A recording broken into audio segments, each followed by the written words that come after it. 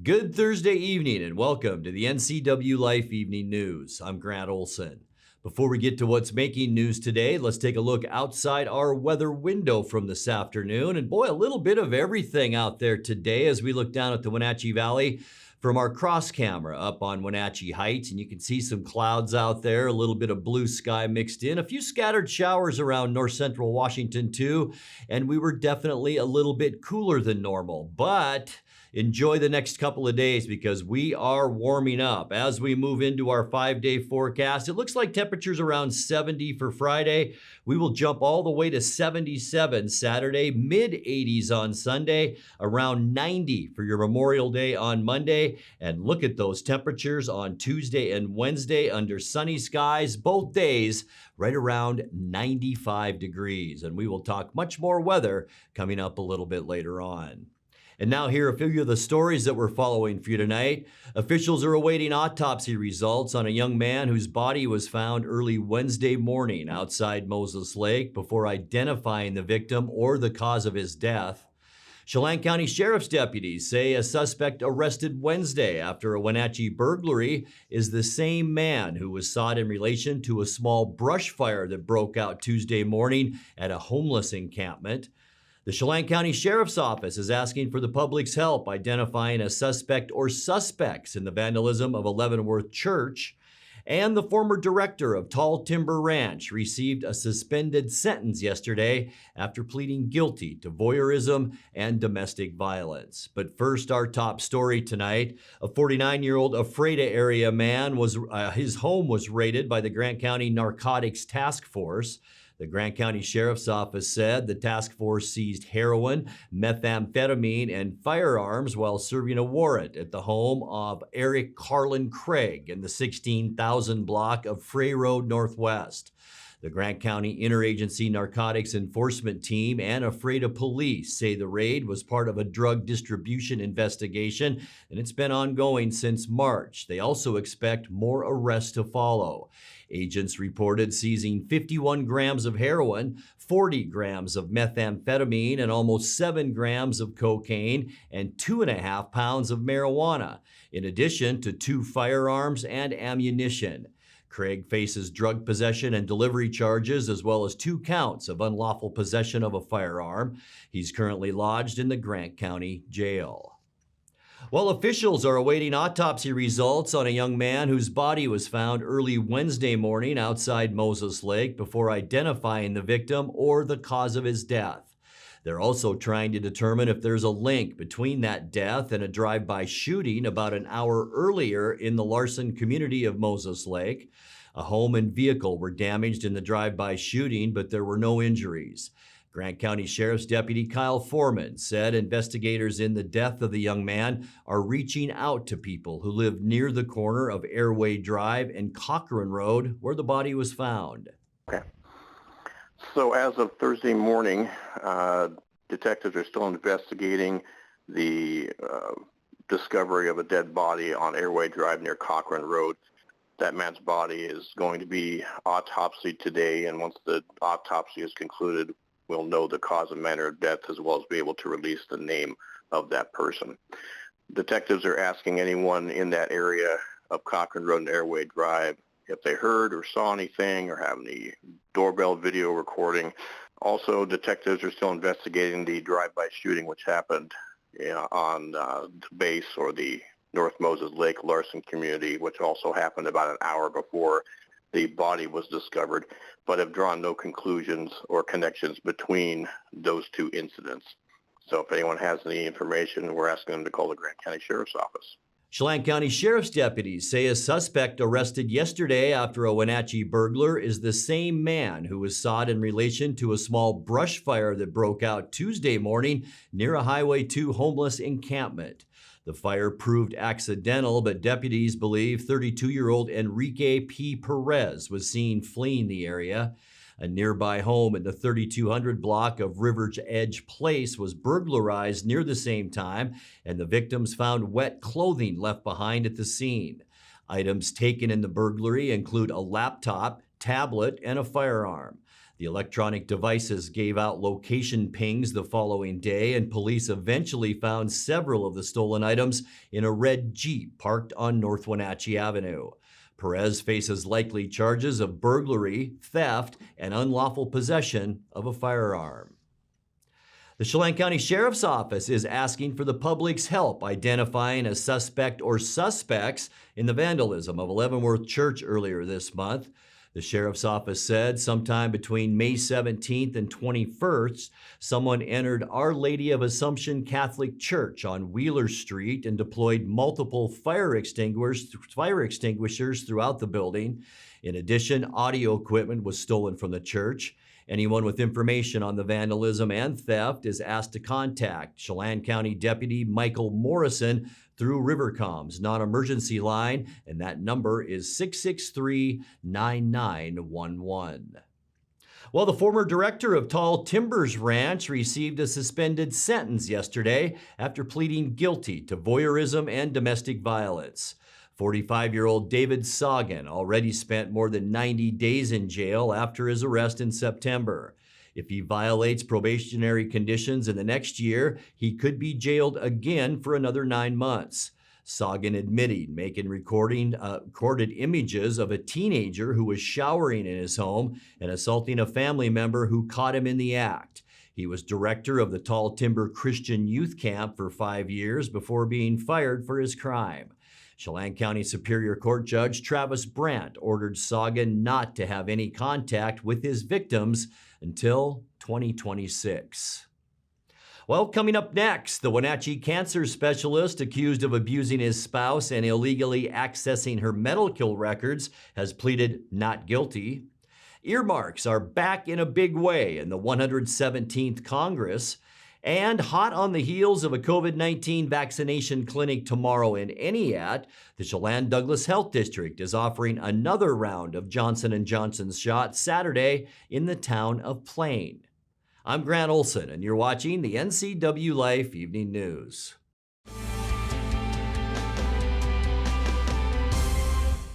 Hi, Stephen DeVilbiss here, Branch Manager of Beneficial and Home Care. We are an equal opportunity employer and we do not discriminate in employment or services. It is our mission to maximize our clients' physical health and sense of mental well-being while remaining in the comfort of their home. We are currently seeking professional caregivers who share our mission to help our clients live safely and comfortably at home. Call Beneficial and Home Care. Schedule your interview today. 509-663-7900. At Wenatchee Power Sports, we proudly offer the Polaris product line. Polaris builds the highest quality side-by-side in the industry, with off-road capability that's second to none. The Polaris pre-order program allows customers to purchase the vehicle they want without having to select from limited dealer inventory. The Wenatchee Valley has year-round access to some of the best ORV trails in the Northwest. Start your adventure here at Wenatchee Power Sports. Bring the whole family up to Stormy Mountain Brewing and local public house in historic downtown Chelan. Applewood smoked brisket, street-style tacos, and our award-winning barbecue rubs and sauces. Our meals pair perfectly with our exciting lineup of craft ales, made right here in Chelan. We've got room for big groups, or give us a call for catering. So grab the kids and check out the fun at Stormy Mountain Brewing and local public house located in the heart of Chelan.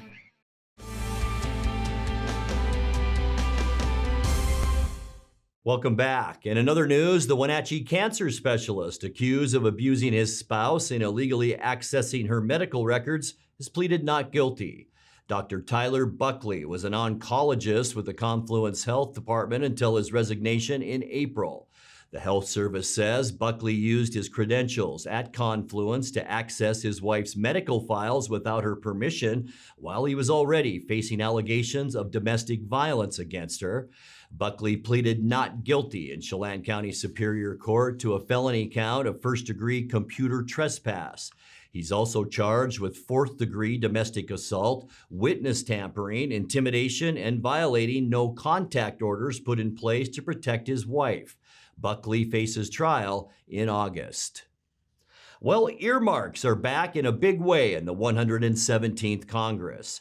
The practice of reserving federal project funds for a Congress member's home district fell out of favor in the early 2000s, but the rules have changed, and 8th District Representative Kim Schreier, representing Chelan County, East Wenatchee, and much of central Washington, has racked up the second largest volume of earmark requests of any House member for this fiscal year.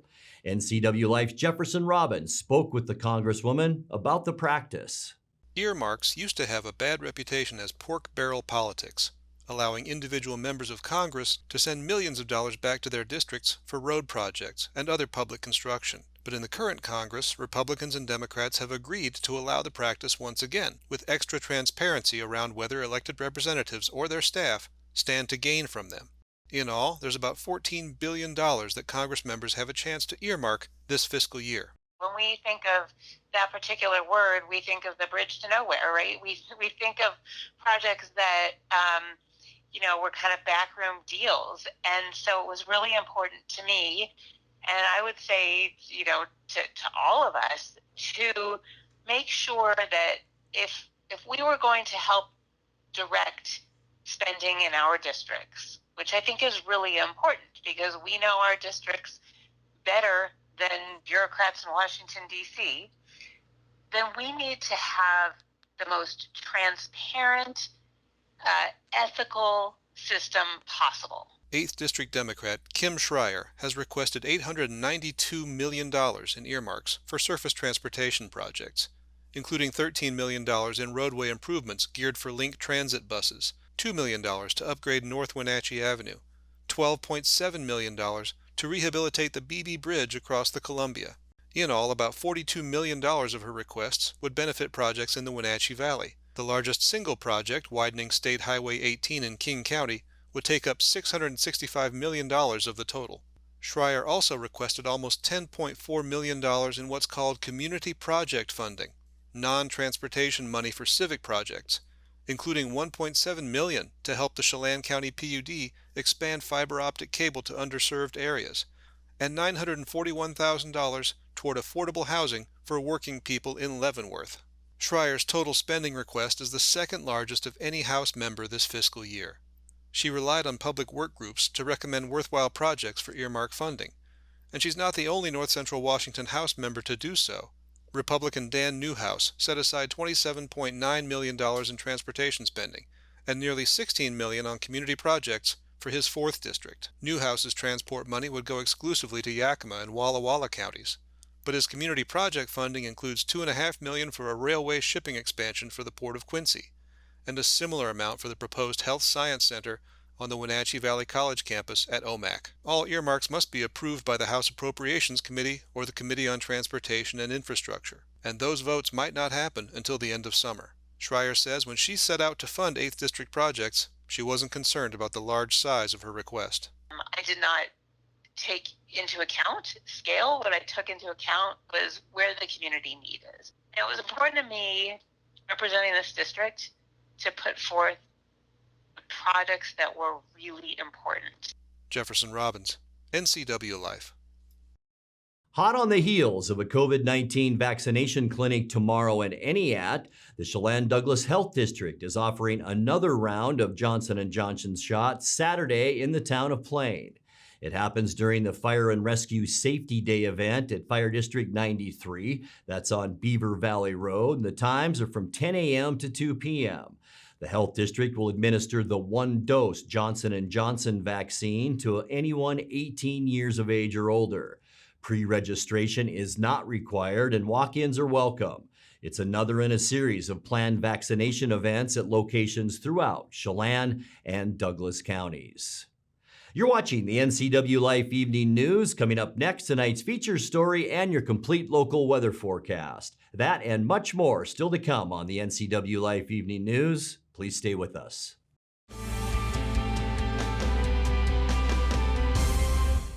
Did you know people 65 or older make up 12% of the U.S. population but consume 34% of all prescription drugs? Protect yourself and your aged loved ones from prescription errors. Always read labels carefully to avoid mistakes. Ask your pharmacist if over-the-counter medicines conflict with your prescriptions, and never skip doses or take more than is prescribed. This message sponsored by Aging and Adult Care of Central Washington. Call 1-800-572-4459 for prescription assistance. The Tan Republic Bronze Without Borders membership is our best membership to date. Discounted monthly dues, access to over 65 locations, 25% off all products, discounted upgrades and spray tanning, members-only specials, and of course, we treat you like a VIT. Very important tanner. Ask your certified Smart Tan associate how you can sign up for a Bronze Without Borders membership program today and save. Tan beautiful. Tan Republic. You love to help others. You need a solid career. You can have it all with help from Charter College. Our 10-month medical assistant program prepares you to work in healthcare settings like physician offices, rehab centers, and clinics. You'll learn to take patient vitals, assist with exams, administer injections, and maintain medical records. When you're ready to launch a rewarding healthcare career, visit chartercollege.edu, because we work to get you to work.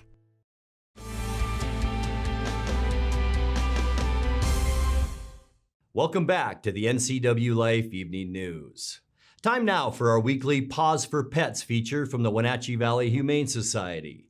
Tonight, NCWLIFE's Megan McPherson introduces us to Iburi the cat.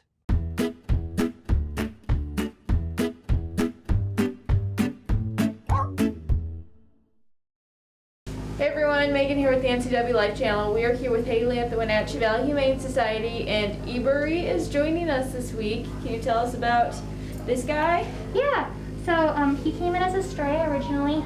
He had an injury around his butt.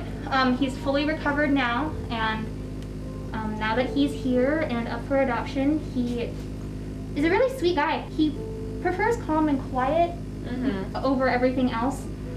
And when he gets those requirements, he'll stay down here for a while and let you love on him and pet him. Okay. And what kind of home is he looking for? Probably mostly adult home. Quieter teenagers are probably fine, or quiet kids, because he does startle a little bit with loud noises. Other than that, he really has no specific requirements for him. Okay. And what should someone do if they want to adopt him? If they want to adopt him, they need to call our front desk at 509-662-9577 to schedule an appointment to meet him. The Wenatchee Valley Humane Society is located at 1474 South Wenatchee Avenue and is open by appointment only. Call them at 509-662-9577 to schedule a meet and greet, or visit their website at wenatcheehumane.org.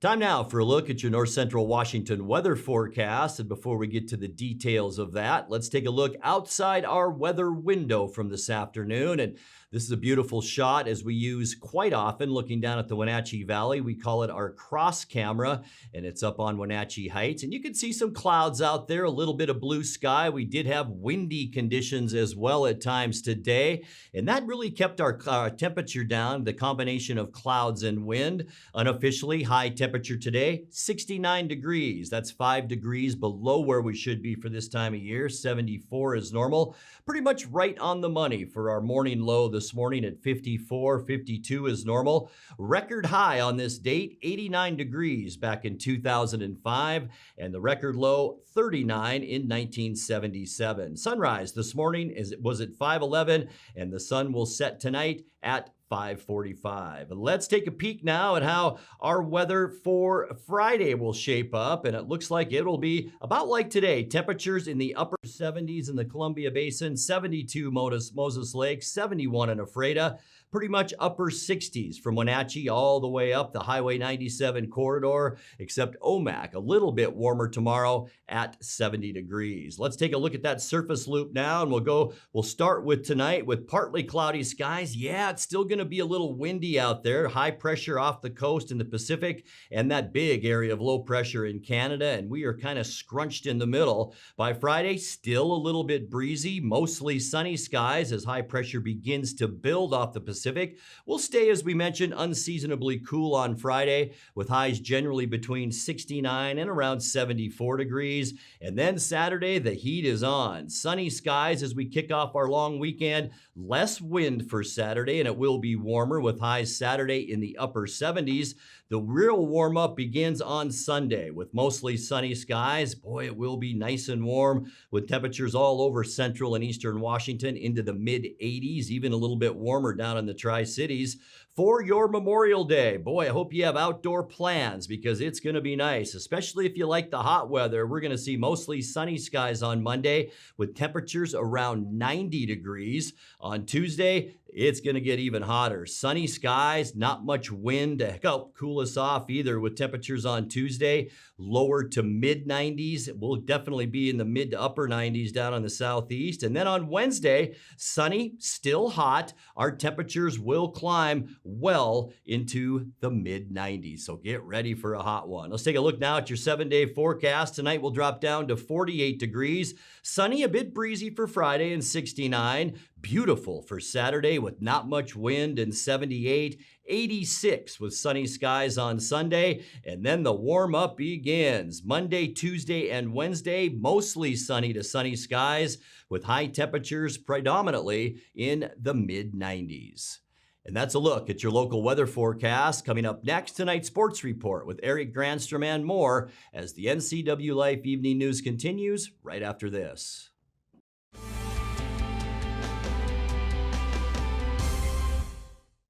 Traditional values and innovation in honoring the life of each family we serve is part of the ministry of Heritage Memorial Chapel.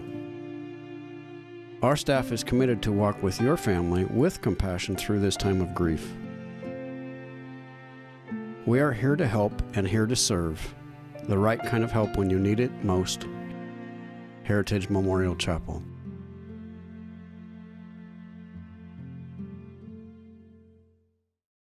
It's estimated that 1/3 of Americans do not have a financial plan.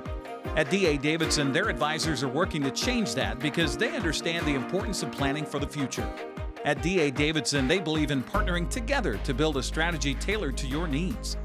They spend the time and have the knowledge to help keep your financial future on track. Let D.A. Davidson Financial Advisors of Wenatchee put the strength of advice to work for you. And now it's a sports update on the NCW Life channel. And a happy Thursday to you. The Mariners came up short in its comeback bid against Oakland Wednesday, falling by a final of 6-3. It was another pitch by committee bullpen kind of day as Robert Duggar took the loss, going 3 1/3 innings. He allowed 5 runs on 5 hits with 1 strikeout and 3 walks. Trailing 6-0 in the 8th, Seattle tried to come back after the A's pulled starting pitcher James Kaprelian.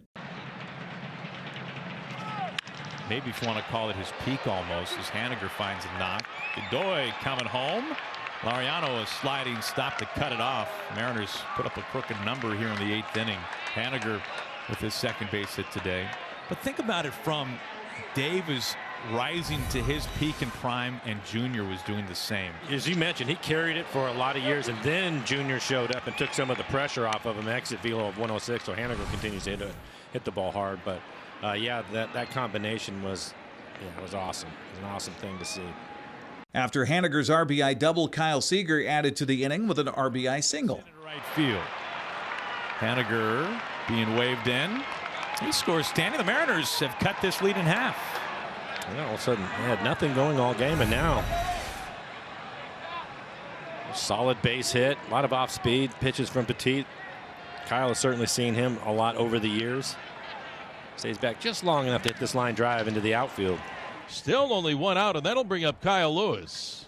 But that was as close as Seattle could get, falling 6-3. Manager Scott Service says Oakland is a tough offensive club for a bullpen day on the mound. Coming in the ball game, knowing that we were going to be a little thin on pitching, you're hoping that Duggar could get us a little bit deeper. But he actually, I thought he threw the ball okay. Oakland's very patient, and they did grind some at bats against him. And Wasn't maybe as sharp as we've seen him in the past. Doug's a really good competitor. He really is. And like I said, maybe his breaking balls weren't quite as tight or sharp as they have been in the past, but we knew we had to lean on him hard today based on where our bullpen was. And I thought he gave us a really good effort, just maybe not his sharpest.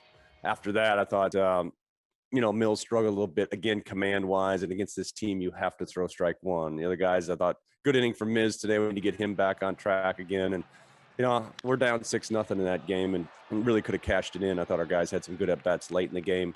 Obviously, Caprillion shut us down. We had the traffic there in the fourth inning and wasn't able to get a big 2-out hit to get us back into the game at that point. But, we put pressure on them late.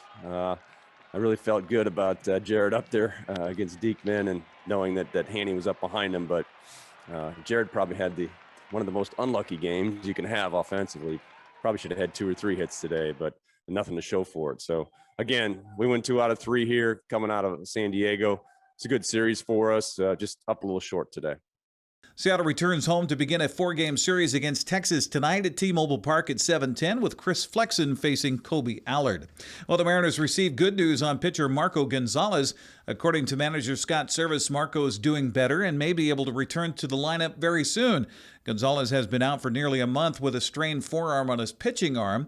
Timing's nearly perfect as Seattle's offering Marco Gonzalez bobblehead dolls at T-Mobile Park tonight in the first of 4 games against the Rangers. Now, if Marco can't come back against Texas, he's expected to make a return next week against Oakland.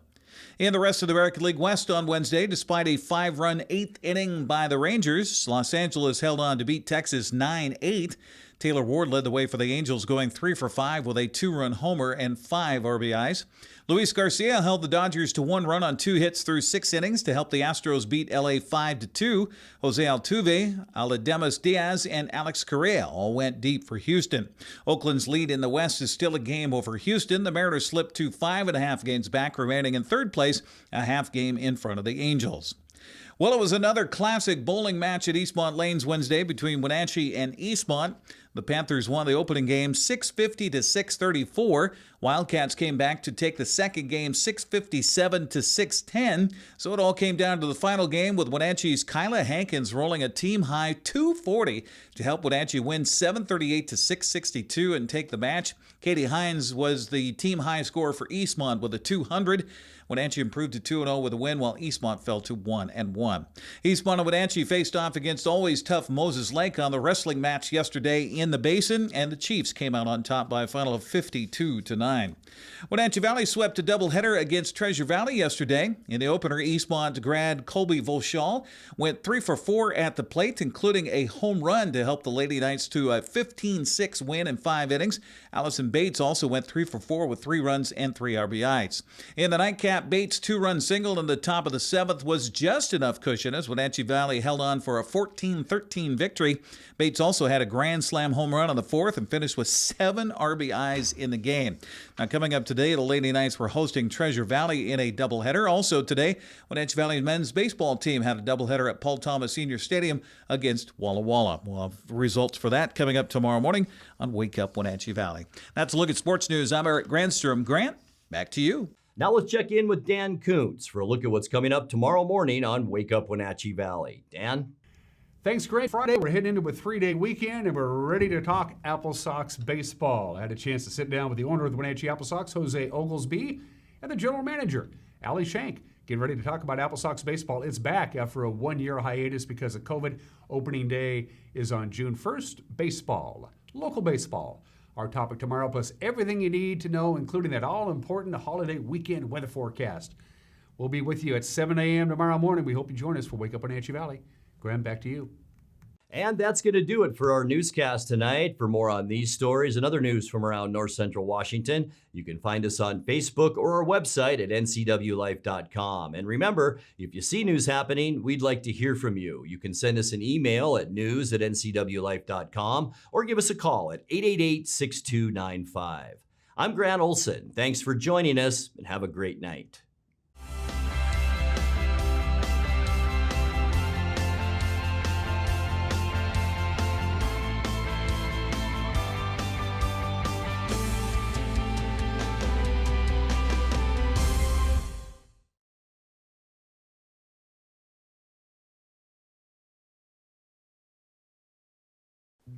Stay active and independent for life. SAIL is an evidence-based strength, balance, and fitness program. The exercises in a SAIL class have been packaged into a formal regimen focusing on 4 key areas important to the health and fitness of mature participants: low-impact cardiovascular, balance work, strength training, and stretching. SAIL classes are designed for people of all fitness levels and can be done sitting or standing. Join us for SAIL on the NCWLIFE channel. Check your listing for days and times.